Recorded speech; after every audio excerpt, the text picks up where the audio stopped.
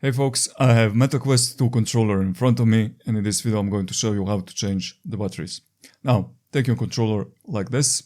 With the left hand, press right here with this thumb, and with the right hand thumb, put it here, and then just push like this.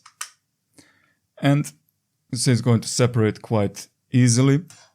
Here's the battery inside. Now to take the battery, you can use the screwdriver. I'm going to use a knife here. So just put the knife like this. You have to push a little bit down. Here it is.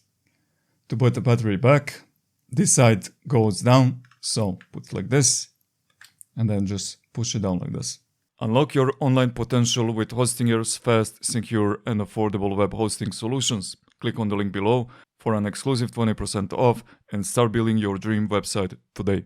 And now let's put this back. So put this here and then just snap it back in.